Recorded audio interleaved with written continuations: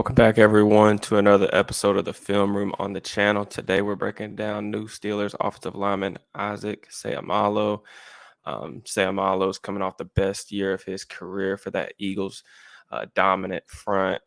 Former third-round pick in 2016, now 29 years old, signed a 3-year deal with the Steelers late last night. So, obviously, there's some familiarity there. New Steelers assistant general manager Andy Weidel, obviously from the Eagles organization, so very familiar with his game. I'm excited about this deal. I'm going to run through some clips from a couple different games for you guys so that you all can get a good feel of who he is as a player, how he wins, and how he's going to help this Steelers offensive line next season. Just before we get started, please, if you would, like the video, make sure you're sub to the channel. Got a lot of good content coming next week. So without further ado, let's jump into it. So first game we're going to break down is just the Steelers game from last season.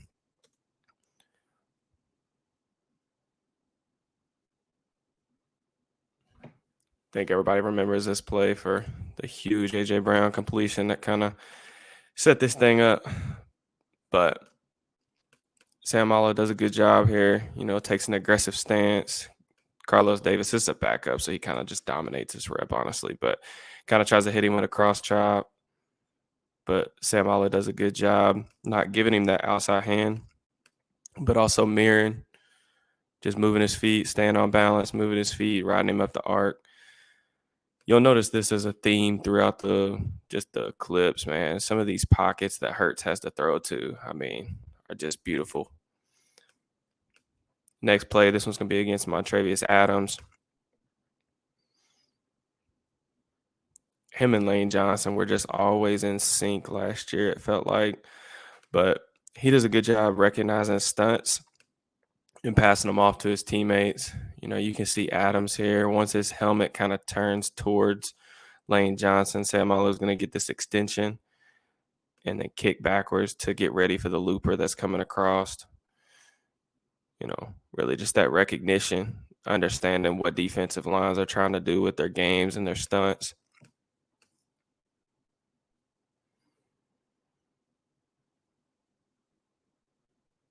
The deep ball, Philly threw the ball down the field a ton last year. They're one of the most explosive offenses I can remember vertically. Seumalo, just does a really good job setting a firm pocket for Hurts. Again, plenty of room to step up. Another aggressive set here.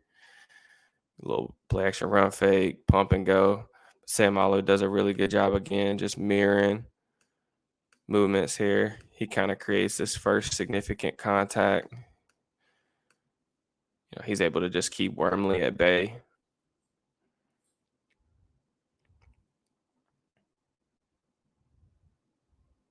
Again, this is just another dominant rep here against Davis.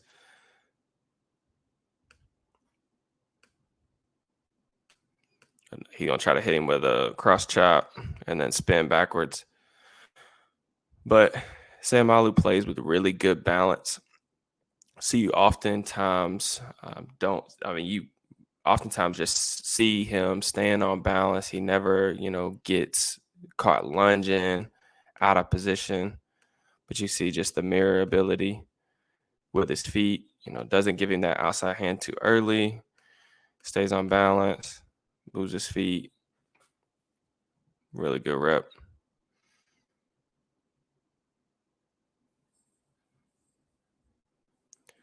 Again, the Steelers obviously a really heavy inside zone running team. Philadelphia pretty much ran whatever they wanted to last year with how dominant this offensive line was. But Seumalo, again, creating that vertical and horizontal displacement, just kind of runs Wormley kind of out of his gap. And Sanders is just going to run right off his backside. It's a huge explosive play. Ends up being like a 22-yard gain or whatever. So, he's a people mover in the run game. Again, you see another good example of him creating that displacement off the line of scrimmage. Him and Johnson are kind of working this double team, but look how far he's able to push Wormley off the ball here. He's 3-4 yards deep before Wormley's able to shed that block. He's not able to sustain it the whole rep, but when you create that much movement, You're just making things so easy for your back. That's a big 7-yard gain. Take that all day. Again, just some of that mirror ability right here. You can see he really prefers to set aggressive. He can vertical set, but he really likes to set aggressive, which is going to be, pretty similar to what Steelers offensive line coach Pat Mayer is going to ask of him too. Try to create that first significant contact. You see him use that independent hands, use that left arm, kind of shield Wormley off. Little grip strength. Kind of falls off a little bit late there, but overall it's a good rep. Hurts is able to hit the back of his drop, kind of set pretty easy. All right, next game. Wanted to go through this Commanders game because I've watched a lot of Commanders film recently, and this defensive line's like really, really talented, man. They got Deron Payne, John Allen, all those edge rushers. So I thought this would be a good one to look at. Here he is going up against Payne. This is another example of him and Johnson just effortlessly passing off these stunts. He gets kind of a Euro step here. He's on top of that. But as soon as 94's helmet goes back outside, he's already looking for that crasher. He tries this edge guy is going to try to forklift, push his hands up, but he does a good job anchoring in. That's another really good part of his game. He's got a really strong anchor. Even, you'll see some of these clips coming up, but even some of these more powerful pass rushers, can't really get underneath his pads and just driving backwards. Seumalo is a really good he's a really good athlete for the position. He tested really well coming out of college, but even, several years into the league, he can still move, as a puller. He's an impact kind of player. See him coming around the line here. You can see like the heavy hands and just the impact he's able to create on contact. Watch 90's helmet just kind of snap back a little bit, able to kind of drive him. Successful run play right there. 90's clapping his hands. He's upset.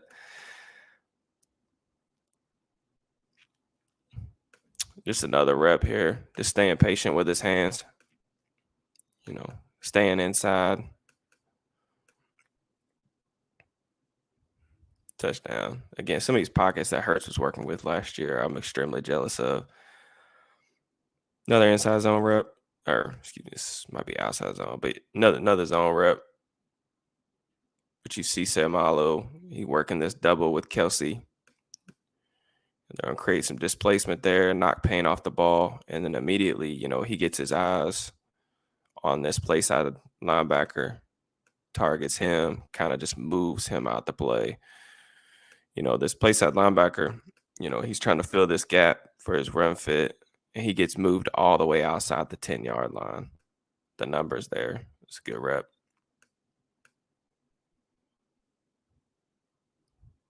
This penalty wasn't on him, but this play got called back. But you can see just kind of the vertical displacement that he can create with his power, with his hands, able to drive his feet. This is on Deron Payne. So, Payne just got paid. He got paid over $20 million a season from Washington. So he's a really, really good player. But you can kind of see, watch his displacement, driving him back. He finishes, at the 40-yard line. So a good 3-4 yards of displacement here. Good job sustaining the block. Also, watch the Colts game. Colts have some good interior guys as well. Grover Stewart, DeForest Buckner. He had some fun matchups in this one too. They struggled a little bit offensively, but I thought he played really well. But again, you see just the ability to move his feet here. Stops the initial rush, and then this defensive tackle ends up trying to go upfield on him. But you see he's athletic enough to just run this guy up the arc. Kind of a good look at this anchor ability. Grover Stewart, for you guys that probably didn't watch the Colts much last year because they were a travesty. Grover Stewart's a really powerful human being. Does a really good job, especially in the run game. But you see Seumalo kind of anchoring in here. Look at the hand placement. He's got his hands tight inside, able to redirect that force up. He's not even giving any ground to that. These deep crossers that the Eagles like to run, man, they take a long time to develop. So setting that firm pocket's really important. Again, good example right here. Seumalo's ability to anchor and pass protection. You see the hands again inside, setting aggressive. He's got that right hand inside on his breastplate. End up able to anchor, not giving up very much room. It's a good rep in pass pro.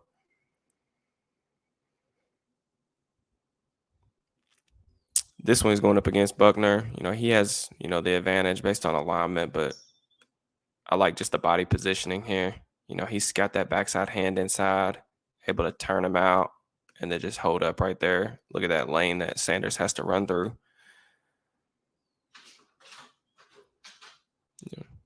First down type of run. And then this was with the game on the line. I thought this is another really good example of just the displacement he can create in the run game. Philly likes to run like quarterback draw with Hurts, low red zone. This was a game winner, but just watch where Stewart starts this play. He tries a little swim move or club swim over top of him. Seumalo does a good job staying on balance, even after that initial quick move. Watch how far that's like part in the Red Sea. You see the celebration from the big man. This dude starts in the middle of the field here and just almost gets moved off the screen. So really impressive film, man. I think he's going to be a solid starter. I definitely think he's just in watching the 3 games that I watched today, he's definitely a upgrade over Kevin Dotson, especially in the consistency department. Dotson's always been a talented kid, but never really been able to put it together for a full season's worth of work. So Seumalo's a really good pass protector. He only allowed 1 sack last season for the Eagles, 3 quarterback hits. I think he's pretty solid in the run game as well. So this gives the Steelers another really solid offensive lineman to protect Kenny Pickett. You see Andy Weidl's kind of influence already on the Pittsburgh organization, bringing him in, bringing in Nate Herbig, 2 former Eagles offensive linemen that, he's familiar with. They're clearly making an investment here in the trenches, which is something that I think Steelers fans are going to be really happy to hear. So again, I appreciate you guys checking out the channel.